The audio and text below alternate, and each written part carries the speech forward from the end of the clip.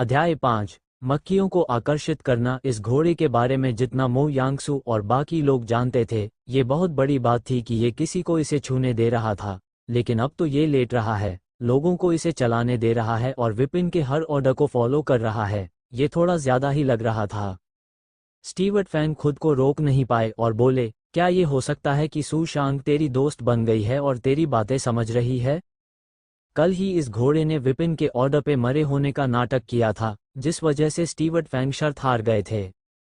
बिल्कुल, विपिन ने बिना झिझके सिर हिला दिया। मो यांगसू ने थोड़ा गुस्से और हैरानी में पूछा, ये सब हो क्या रहा है? स्टीवर्ट फैंग ने कल की सारी घटनाओं को याद करते हुए विपिन और सुशांग की कोऑर्डिनेशन का जिक्र किया, लेकिन शर्त वाली बात को छोड़ दिया। कल सुशांग ने न सिर्फ विरोध नहीं किया, बल्कि हर ऑर्डर मान रहा था। मो यांगसू ने संदेह भरी नजरों से विपिन की तरफ देखा, क्या तुझमें जानवरों को काबू में करने की कोई खास स्किल है? इस दुनिया में जानवरों को वश में करने की स्किल होती है, लेकिन ये बहुत रेयर होती है। इसके लिए काफ़ी अनुभव और एक खास किस्म की एनर्जी की ज़रूरत होती है। ऐसे लोग काफ़ी पावरफुल होते हैं और कोई भी आम आदमी इतनी आसानी से ये स्किल हासिल नहीं कर सकता।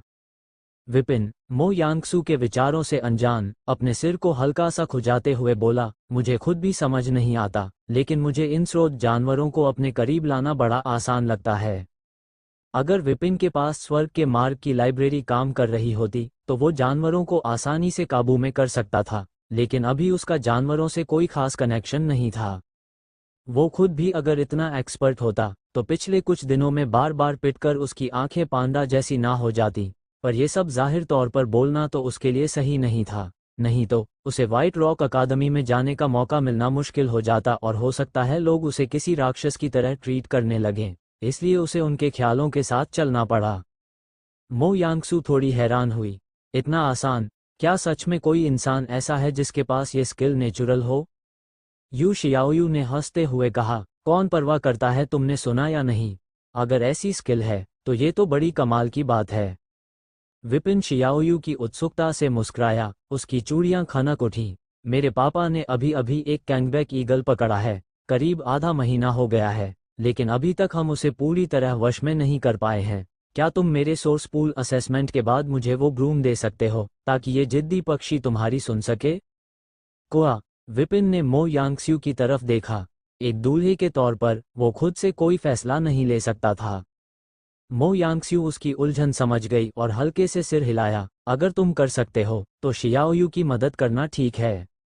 मित्रता के साथ साथ नगर स्वामी के परिवार की मदद करने से मो परिवार को भी काफ़ी फायदा होगा। विपिन ने थोड़ी राहत महसूस करते हुए अपनी मुठियां भींची। ठीक है, मिस। क्योंकि उसे नई दुनिया की खोज के दौरान आत्मा जागृति तकनीक का इस्तेमाल करने की अनुमति मिली थी, इसलिए जानवरों को वश में करने की उसकी क्षमता भी काफ़ी बढ़ गई थी। अगर वो इस काम को टाल नहीं सकता था, तो उसे इस मौके का फ़ायदा उठाना चाहिए, लेकिन पहले उसे खुद को फ़ायदा पहुंचाना जरूरी था। समय तेज़ी से गुजर रहा है, अगर हम जल्दी नहीं करेंगे तो हम सोर्स पूल असेसमेंट से चूक जाएंगे। शियाओयू, अब और देर मत करो और घोड़े पर चढ़ो, मो यांगस्यू ने सूरज की तरफ देखते हुए आदेश दिया। शियाओयू ने सिर हिलाया और फटाफट घोड़े पर चढ़ गई। घोड़ा एक हल्की हिनहिनाहट के साथ खड़ा हुआ और यार्ड से बाहर निकल गया। घोड़े के इस बदलाव को देखते हुए मो यांगस्यू ने भी उनका पीछा किया। कुछ कदम चलने के बाद उसने विपिन की तरफ मुड़कर देखा, तुम भी हमारे पीछे आओ।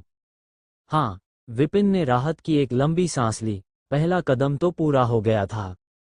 हालांकि स्टीवर्ट फैंग ने कहा था कि वो विपिन को अपने साथ ले जाएगा, लेकिन जब उस लड़की ने खुद उसे इनवाइट किया तो इसका इम्पैक्ट और भी ज़्यादा बढ़ गया। इसने उसकी अच्छी छाप छोड़ी, जिससे आगे की एक्टिविटीज़ काफ़ी आसान हो गईं। मो निवास के बाहर एक आलीशान गाड़ी खड़ी थी। ये पूरी तरह से ठोस लकड़ी से बनी थी और काफ़ी स्ट्रॉन्ग दिख रही थी। इस पर हवा में खंगने वाली ढेर सारी सजावटें थीं। इसमें कोई डाउट नहीं था कि ये यू शियाओयू की ही थी। सुशांग की पीठ पर सीधे बैठी यू शियाओयू ने मो यांगसू की तरफ रुख किया, आप मेरी गाड़ी में बैठ सकती हैं। मो यांगसू ने सिर हिलाया और गाड़ी के पास जाकर रुक गई।